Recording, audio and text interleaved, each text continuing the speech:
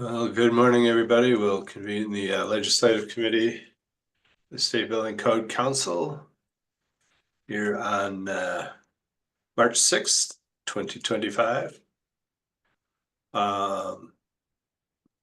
Start out with a roll call, please. Committee Chair Tom Handy, Here. Council Chair Todd Byerther, Here. Council Vice Chair Jay Arnold, Here. MVPE Committee Chair Damon Doyle, and I'm not seeing them in the room at the moment. BFRW Committee Chair Roger Haringa, he let us know he won't be available today. Council Member Chell Anderson. Here. Thank you. Council Member Matthew Hepner. Not seeing them in the room. And Council Ex Officio Member Representative Alex Rammel. And I don't see them with us today. We do have a quorum. Okay, good. I just wanted to note too for tomorrow, I'm not going to be available for the meeting tomorrow. So I think I noted that in the response to the meeting invite, but I just wanted to announce that here in case. So anyway, next on the agenda then is to review and approve the agenda.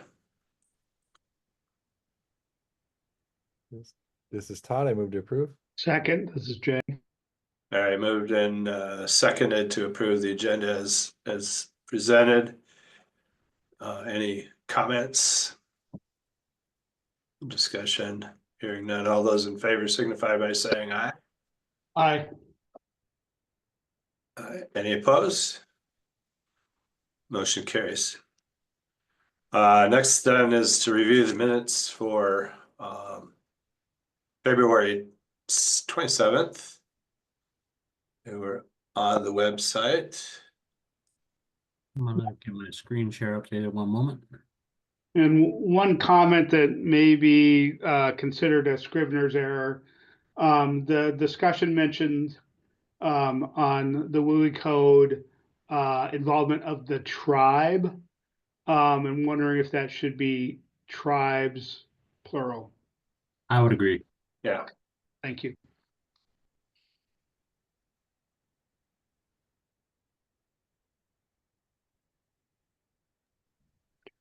Move approval of the February 27th minutes. Okay. Was that a second? Did I hear? Yeah, that was me. Okay, thanks. Moved and seconded. Any further discussion? All those in favor signify by saying aye. Aye. Aye. Any opposed? Motion carries. Thank you. All right, legislative update. You want to start that off, Dustin? A lot of things have kind of dropped off. Yeah. All right, so what we have here on the screen is our week 8 tracking sheet. There's not a ton of change here. The main point, I guess I wrote out some notes here. So there's no new bills to review today, nothing added to the list. Looking at changes of concern here, the embodied carbon bill HB 1458 has been added to the dead list. Another update for you guys is coming up next week on the 12th at 5 p.m. is the House of Origin cutoff. So anything that hasn't migrated from the House to the Senate or the Senate back to the House will be considered dead if it doesn't move by that point. And to that note, we have HB 1254, which is the Wildland Urban Interface bill, still living out there. And we also have Senate Bill 5552 for the KIT homes rulemaking by December 31st this year is still alive. And for the 5552 bill, it has had its first reading in the House as of today. Looking forward to next week. There's not a lot happening, but we have a hearing in the House for Senate Bill 5184. This particular bill is asking the SBCC to review the amounts of disabled drivers or vehicle users out there and to, if needed, update our handicap parking regulations within the building code. And that brings me pretty much to the end of the update for this week. Just another heads up that next week additional events may pop up, but there's nothing scheduled as of this moment. And so with that, I'll turn it back to you, Mr. Chair, for any discussion we might want to have. Okay, yeah, on the Woolley bill, there's a substitute out. I'm not exactly sure when that's, well, I guess I can look here. But, so that happened, I guess, February 14th, but that doesn't seem to have any activity scheduled for There's it. nothing scheduled at the moment. Not sure what's happening with that one, but I'll just let the action that occurs by next Wednesday speak for itself on that one. Yeah.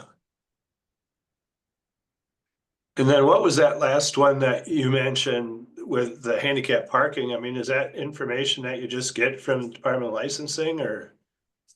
There's some, let me pull that one up. That one is minimum parking requirement is 5184. Come on, open up for me.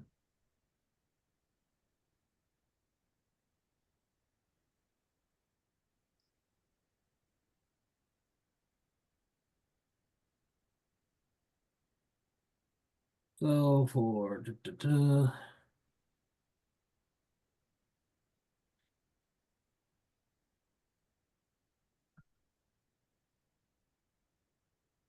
so it doesn't have a specific target for as far as in our section here, targeting a informational source for that information.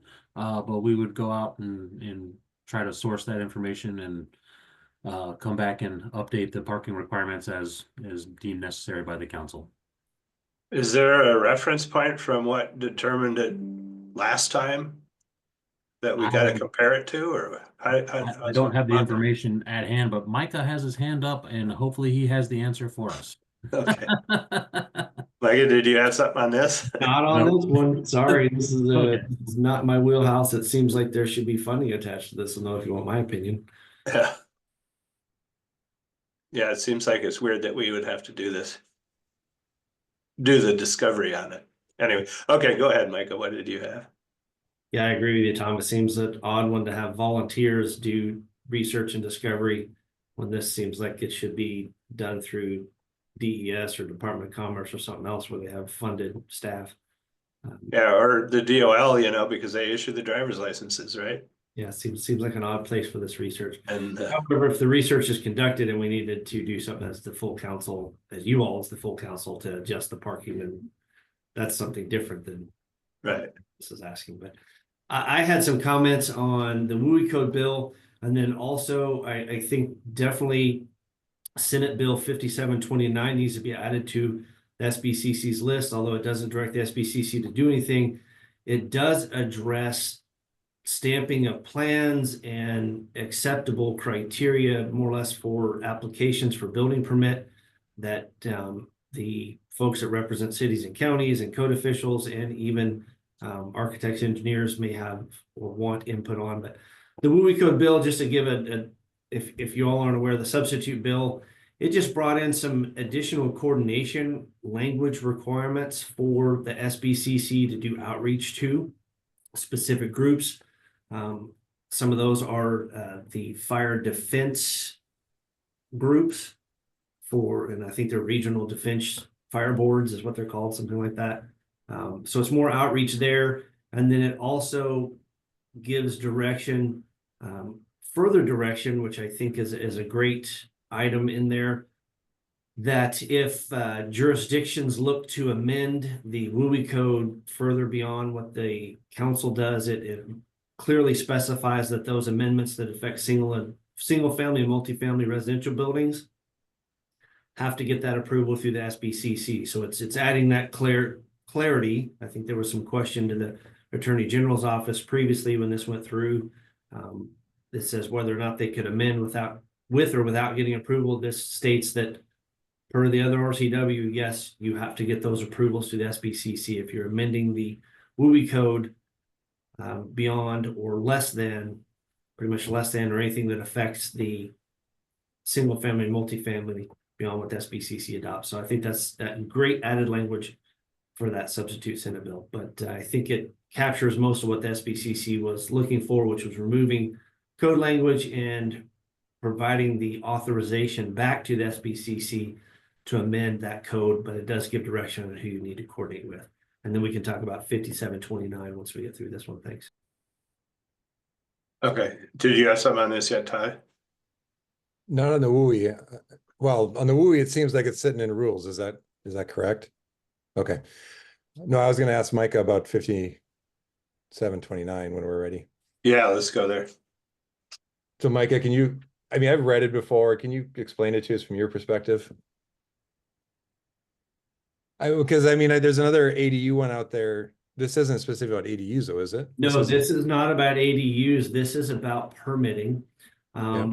It's a new section. Technically, it is under the land use RCW 3670B.030, but it does, there's a substitute possibly coming out, but it does talk about project permits, building permits, things like that. And for those licensed folks in jurisdictions, this says that any, if you pull up section 6 there, Dustin, if you're on that bill, you want to blow that up a little bit for folks to see. I can definitely do that. Kind of went past it. Oh, subsection 6 within section 1? Yeah, sorry, I did say section 6, subsection 6 and section 1. But this talks about if something is submitted, plans, whether you got a set of plans, set of computations, or specifications prepared and stamped by a professional engineer, that more or less this states that the jurisdiction is automatically required to deem that that application is complete, whether or not all the information is adequately provided. So if you submit a set of, say, structural calcs as part of the application, it deems that the entire application is complete without review. So I think that there could be some deficiencies in plans and submittals, and this says jurisdictions no longer have the authority to review those. The other part of this in the second sentence there says the department, which is the jurisdiction, may review the application for general compliance with the zoning and other land use control ordinances. If you read what that doesn't include that a jurisdiction can review those plans for compliance with the adopted building codes. So again, you're going to remove a step in reviewing plans to verify they meet the minimum standards of the code by this legislation. So there's some concerns with this. It's not horrible. There could be some modifications to it to maybe get to a position that this could get through, but I think this is going to lead to some significant problems.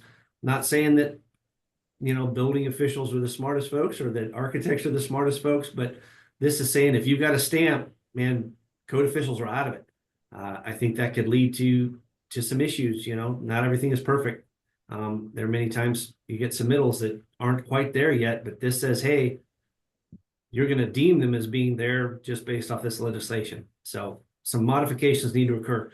The other thing, if you get further into this bill, and I know Chel's got his hand up and others, this talks about if a application is submitted and is reviewed, if you want to move down to section 3, item 2, that following 3 reviews or requests for additional information by a local government, unless there's some major substantive violation, it's a hey, automatic issue, whether you've got problems with that plan or not. If you review it 3 times and you're ignored as a jurisdiction, you're automatically required to approve this project.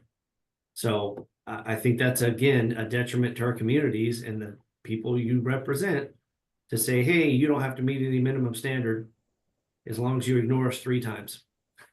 So that's how I view it. Maybe I'm a little drastic or dramatic on that, but that's good how it could be taken. See hands up, I'll stop talking. Thanks. Yeah, are you testifying against that or somebody from your group? I am not. It's if you look at where it stands in the Senate already, it is passed. It's gone on the floor. I think the only chance we might have of getting some minor modifications is coming up, and then when it goes over to the House for whatever their approval is and reconciliation. So this was something that was dropped way, way late. When I say that, the sponsor of the bill, I think literally dropped it 11 days before it got a vote or less, 11 business days. So it wasn't something that was everybody had seen and on the docket. That's why it's not even on your list, and it was something that had to get added to ours. And when I say ours, Wabo's and Seattle's for that matter. So thanks. Jeez, okay. Now that is a concern. Joe? Yeah, this is kind of a race to the bottom bill.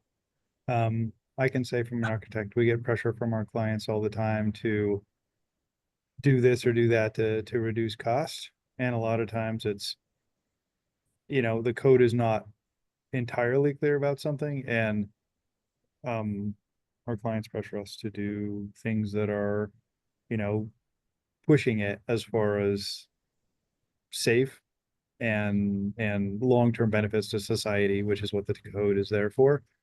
I think this is a race to the bottom bill where essentially the architects that are hired to do things will be the ones that are willing to buy off on anything and stamp anything. And, what we've seen from the state is almost no architects or engineers are ever lose their license for anything.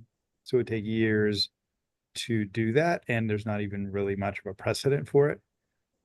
So what this would do is say you hire the right person and you can do whatever you want with the code.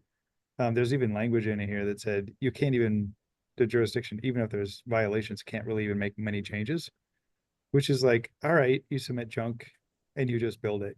It's basically doing away with the building codes, in my opinion.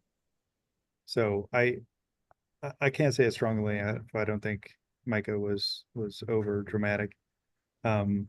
This is just not going to be long-term benefit. I think if the goal is to build a bunch of unsafe housing, this might do it. If it's to build a bunch of buildings that are long-term assets for Washingtonians through many owners, I think this is the opposite of that. But this just applies to, does it apply to everything? I'm just trying, it's just it's just in the residential code that this applies, or does it apply to everything? Would apply to everything that you submit an application for a permit for. And I'll say also that when people submit larger buildings or complicated buildings, there's always a few things that, there were missed and are caught by permit officials that, have to do with health, safety, and welfare. So, even for the double checking, doesn't really allow for it. But the main reason why this is lousy is because it, essentially does away with the codes, because you're not going to see a whole lot of stamp professionals with stamps lose their licenses for this. So it's just going to be, client pressure. Who pays the money gets a permit for whatever they want. Jared? And this isn't, I'm not speaking for Wabo, I'm just myself as a plans examiner, but I've seen designs come in for, let's say, an E occupancy with 500 kids in it, and the designer missed the risk category. Or an A occupancy, same thing. And that's a dangerous thing. This is a dangerous bill. So this will cost lives. It will cost lives of people. So it shouldn't move forward. Jay? Just from a process standpoint, as this this is scheduled for floor action, is that right? And I'm just wondering when would be the next, so second reading, so it'll be floor action in the Senate. Assuming that it makes it through, when is our next SBCC meeting where we could determine if the council wants to take a position on this bill. We have a meeting coming up on the 21st of this month, where the full council could take action, but it may cruise beyond that point by then. So, as far as SBCC opposing or supporting anything, we may not be well positioned for that one. And since this one doesn't direct SBCC to do specifically anything, there's not much process that we can weigh in on at this point as well. So then our options would be whether we wanted to saw the need for a special meeting versus any work that we do under our kind of informed category of saying, here's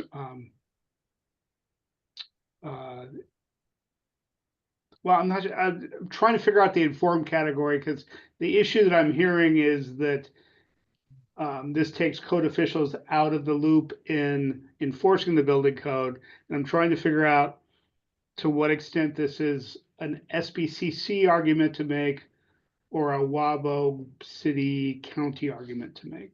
I think it could actually, like Mike, I think said, or at least alluded to, it could almost have the effect of invalidating some of the code that we develop if it's missed. And so that would be kind of a concern, I think, of the SBCCs, that there's a loophole through the code that we develop, you know, with best practices and safety and everything in mind. I don't know. I mean, it's kind of on the edge, but it's the only thing I can think of to get close to SBCC taking a position on it. I think the only thing we could maybe comment on is that per RCW 19-27050, local jurisdictions are required to enforce the code, and that with this bill passage, it leaves that loophole open for potential, you know, deficiencies to exist in a permit that's issued.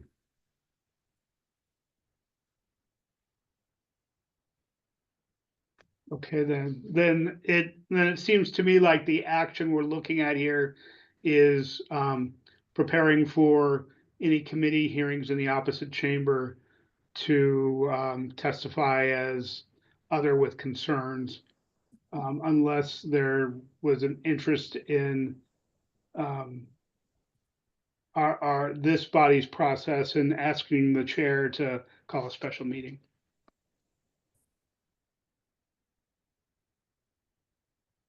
Yeah, I think it'd probably be worthy to get out, to make sure that we can get out ahead of it if we choose to want to do that.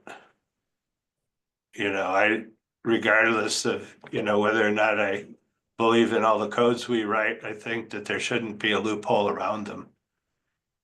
You know, and I think that's important, because otherwise it kind of invalidates the work we do. And so that might be a way into that. Chell? I guess I was also looking for like fire review. Is this also kind of self-certifying?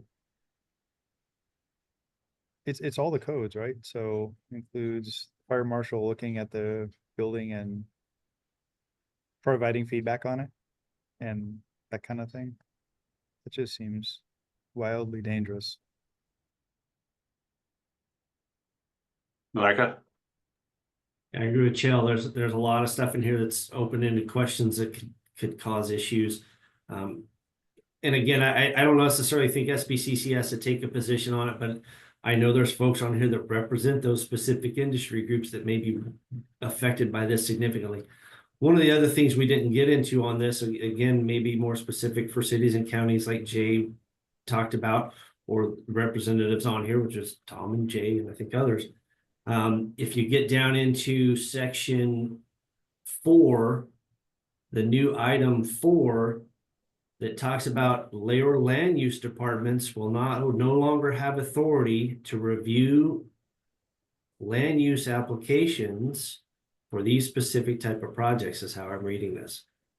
Well, where is this now? If you He's showing it on the screen right now. This section 4, local government Oh, by ordinance or resolution must exclude the following project permits from the provisions of chapter 3670B RCW. That's your land use requirements. So again, this is taking away authority of jurisdictions to review certain things. And some of these on here, I agree with some of them on here. Again, even some of the other part of the bill, I think you could change language to address some of the concerns here, but this one, little needs to have more in-depth look at by land use folks, in my opinion, in cities and counties, and how this affects what you have the authority to review as a jurisdiction.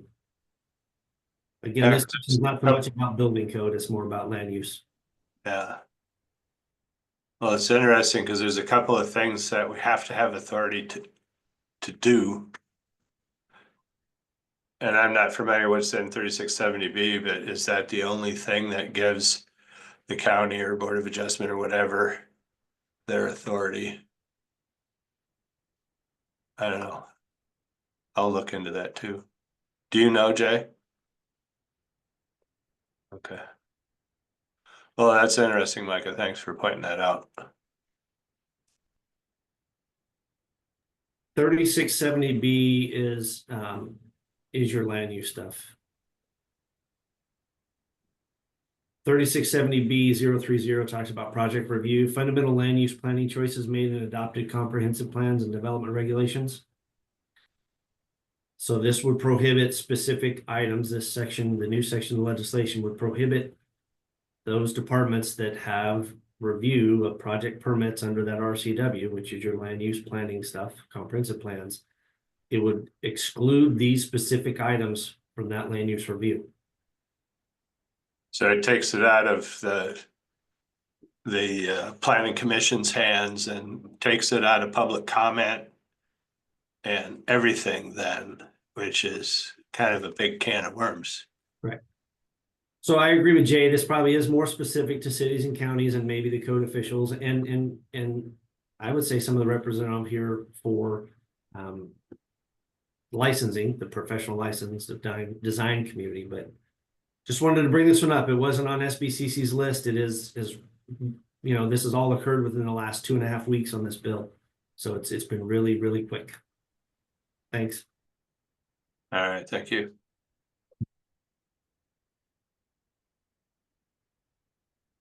Any other discussion on this or anything else? Yeah, Micah, go ahead. It's always that guy that won't be quiet, huh? No, go for it, man. I know it was on your list, but there wasn't much of an update. Is 1757.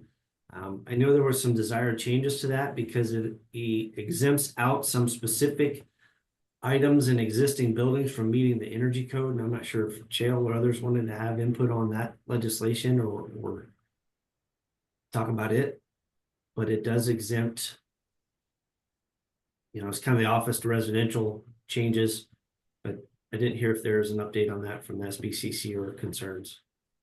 Well, it's past the chamber in the House.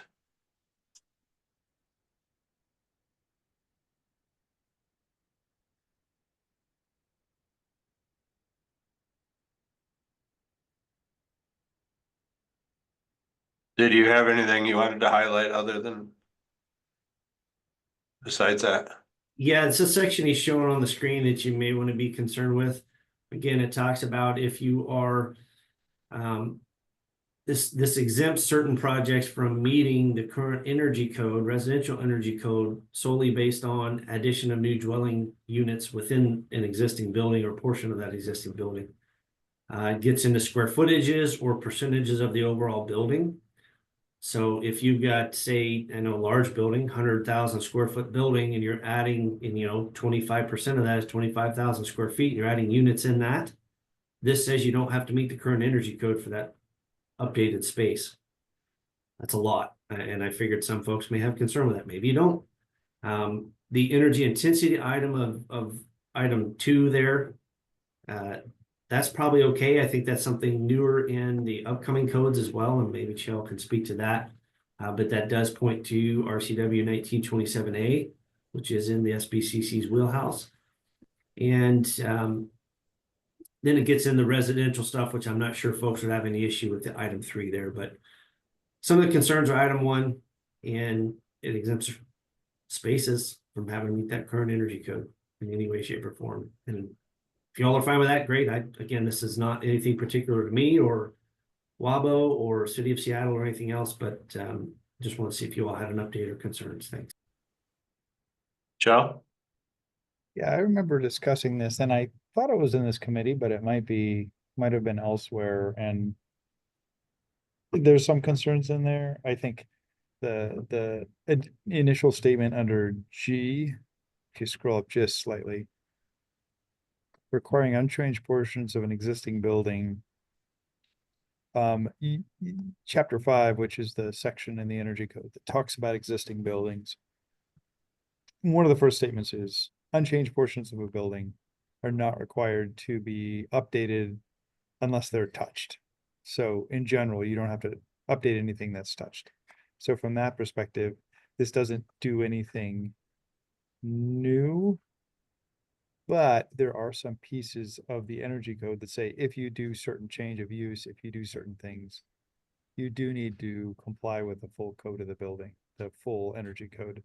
And that's where I think this is challenging. I agree we need more housing and we need it faster in the state, but I don't think doing it, you know, the point at which investment occurs in a property is the only time when you're going to get more energy efficiency out of it.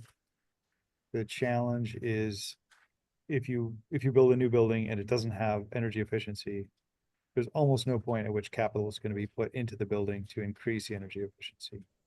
If you're remodeling building 50 years after it was built, that is the time of capital investment, and that's when the energy efficiency will be added to that building. So we have a clean buildings law that says existing buildings over a certain size must meet a certain standard. I mean, when the capital renovations happen, I mean, that's the cheapest time to have it comply with that, with those standards. I think there's a few tweaks to this. I don't think it's wholly wrong or has these big freebies in it, but I do think there's a few things I guess I'd suggest in here, and I don't have those written down right now, but I can send those in later. I would say some concerns, and I reviewed this before and I provided a couple concerns, but I don't have them written down in front of me right now. Doesn't the new energy code though define substantial change or something similar to that? Where Yeah. that's kind of a financial threshold to the Yeah, value of the substantial building? alteration. Yeah, that's it. Substantial alteration has been in the city of Seattle practice for a long time. It's now in the IECC 2024, so we're going to have it in the commercial code. I mean, if it passes, with that in there, and that would define a certain threshold with that. This has nothing to do. This says nothing about that in the bill. Does it conflict with it? That's what I was wondering. Because this I'd have is to think about based on that. square foot, and the other is based on dollars. And they could Yeah. end up different.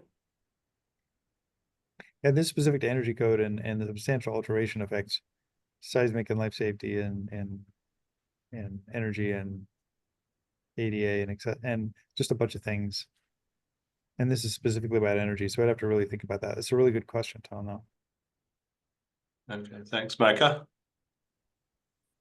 Yeah, Chel's right. Most of this is okay. Again, I think item 2 and item 3 of this subsection are fine. What he was alluding to is yes, there's a portion of the code that says new needs to meet new. In other words, if you do new units, they need to meet the new energy code. However, I mean, that's what the second part of this states. It says is converted to a new dwelling unit. Each of those new units must meet the requirements of the current energy code, except you can have 20, stop, don't go farther, please, Dustin, go back. Right. Except you could have up to 25% of that total building area square footage not meet that current energy code. So again, if you've got 100,000 square foot building and you convert 25,000 square feet of it to new dwelling units, they do not have to meet the new code. That's what item 1 says. Now, maybe that's not a lot. Maybe you have smaller buildings, but if you've got a 10,000 square foot building and you put new dwelling units in it, if you can fit 15 new dwelling units in a 2,500 square foot space, which you can if they're probably efficiency dwelling units, then those new dwelling units don't have to meet the current energy code.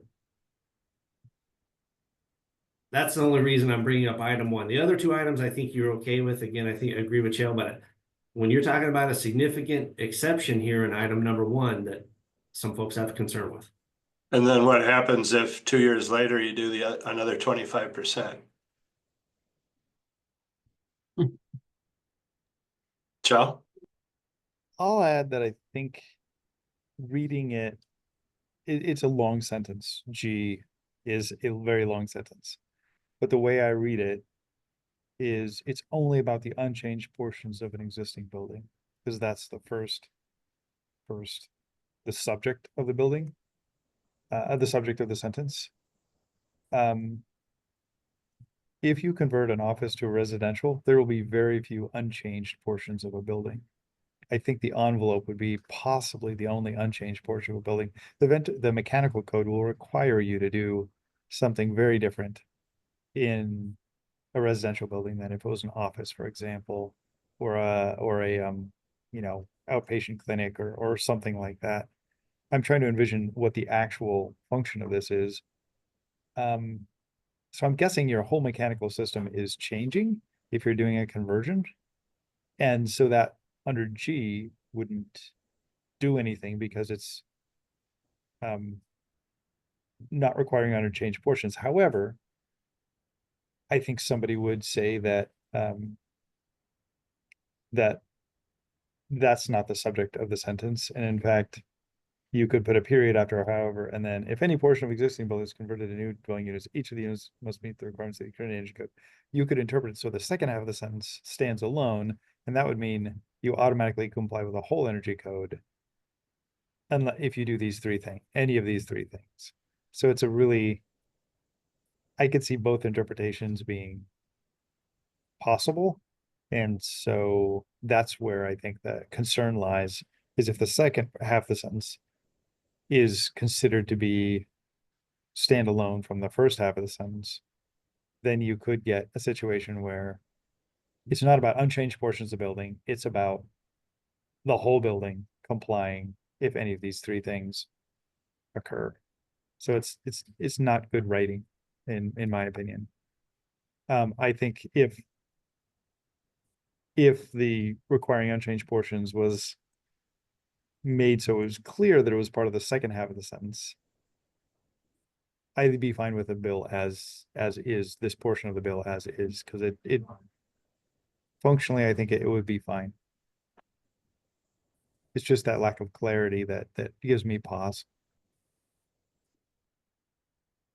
Is there a way to communicate with bill sponsors about this kind of thing? We can. Their email addresses are published as, you know, members of the legislature and Senate.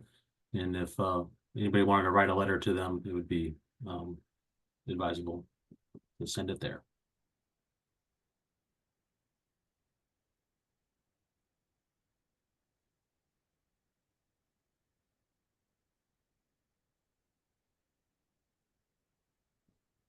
What else you got, Micah? That's it. I appreciate your time listening to me ramble on. So. Oh, no, it's good to have some good discussion on these things. I mean, some of this stuff can slip by if somebody doesn't bring it up. No. Anybody else? If I may, we do have a Sure. striker to Senate Bill 5729 that I'll show here, and it might address some of the concern that it's a loophole for the building codes I would Oh, say that subsection C right here. The county or city may not approve, wait, that's not the one, sorry. It's D. The department may review the application for compliance and consistency with the current building codes, zoning, critical areas, shoreline master plan documentation, or other land use control ordinances in effect. That may, I haven't had a chance to fully digest what the changes in this are. But noticing that brings back in review for the building codes, may alleviate some of that. Micah? Yeah, I saw this. I didn't bring it up because I didn't know how public knowledge it is. That does address some things, but if you go back up to the charging item again, that's not it's, too far. Sorry, right there. Again, the downside of part of this is yes, we can review on the building code side to some extent now with that new language, but this still requires you to deem the application complete. If you got one document in that list, if you got just the set of calcs with an application, it says that if it's stamped, it's not that that individual item is required to be deemed complete. It says the entire application is deemed to be complete. So again, if you made if there was another minor tweak there that just says that one stamped item or the stamped items would be deemed to be complete for the application, I think that may be better, but I still think there's some issues there. And again, this is just my personal opinion of reading those and not coming from Wabo or anybody else, but yeah, it's fixing it some. I kind of looked through those already, but still got some questionable items in there. That one item is kind of a big deal. Thanks.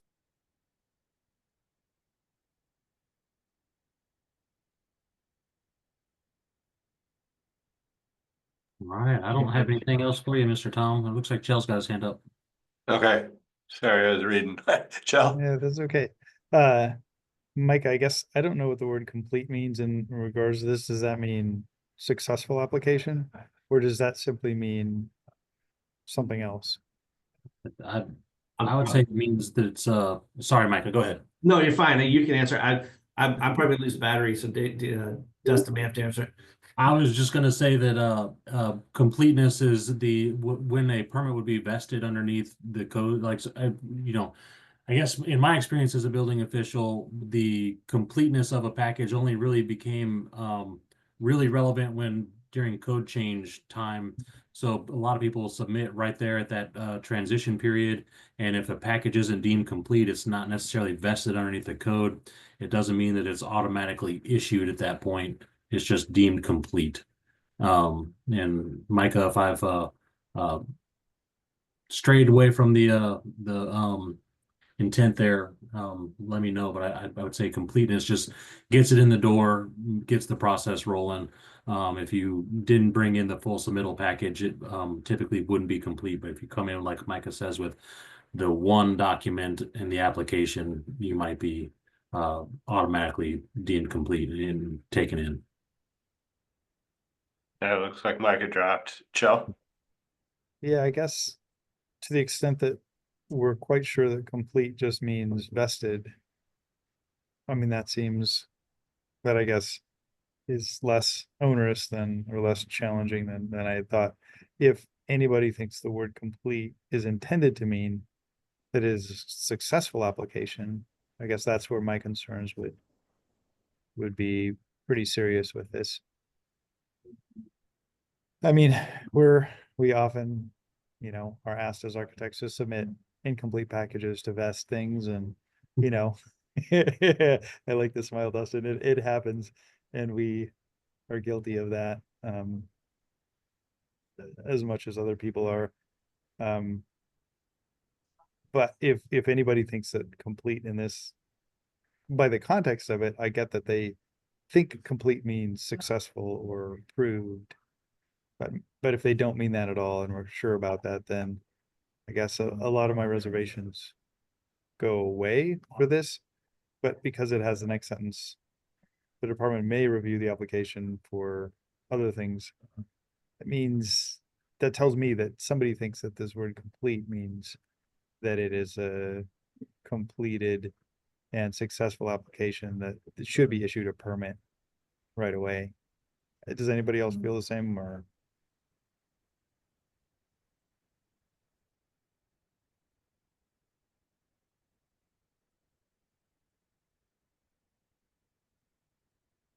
Yeah, it's hard to say because it ends up complete just means it's there. I mean, doesn't it? Not that it's satisfactory. Micah? Sorry about that. Yeah, I'll jump in on that. The deeming of complete is tied to a timeline that's earlier in this RCW for 28 Oh, days. yeah. In other words, when you submit for application for permit, land use, building, otherwise, you're tied to a timeline. The jurisdiction has to respond to you within 28 days to tell you whether or not that application is deemed complete. In other words, you provided everything the jurisdiction may need to do an initial plan review or get that entered into their system to do an initial plan review. So with this, it's stating, in my opinion, that first sentence still, it says if that application is submitted with a set of plans or computations or specifications, not all of them, just one of them, and it is stamped and signed by a professional engineer architect, that application is therefore automatically deemed complete based on this language. The only time you can add anything to it, it even says in there, you cannot do anything substantial, require anything that requires substantial changes or modifications. So if it's missing major parts, you can't require for them to provide those, is what that's how I read it. Again, I may be more dramatic than it needs to be, but somebody's going to play that, says this is what it says. You can't require anything substantive beyond what I provided you in this stamped document. I got a question for Mike, or probably, or anybody.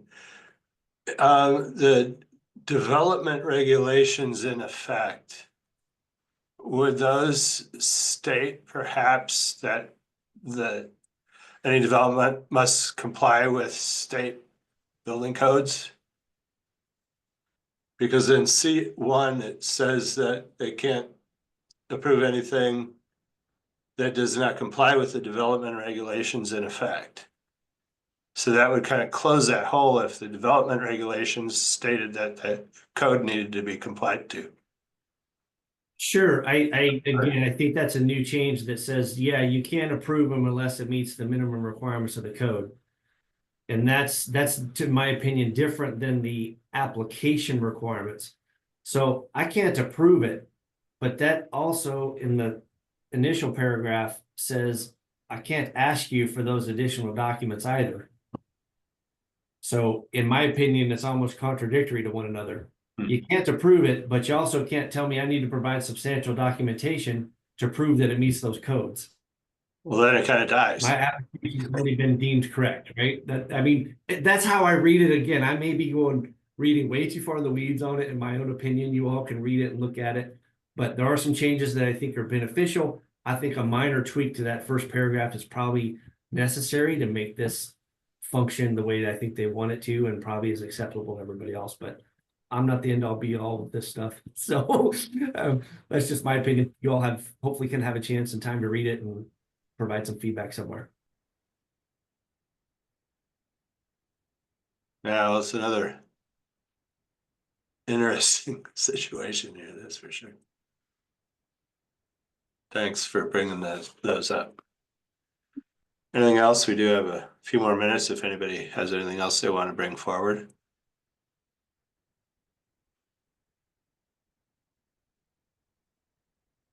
Well, it looks like you all want to get on with your day. Last call for other business.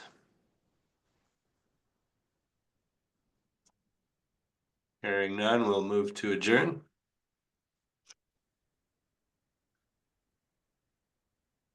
Thank you. Thanks, everybody. All right, Thanks, see y'all.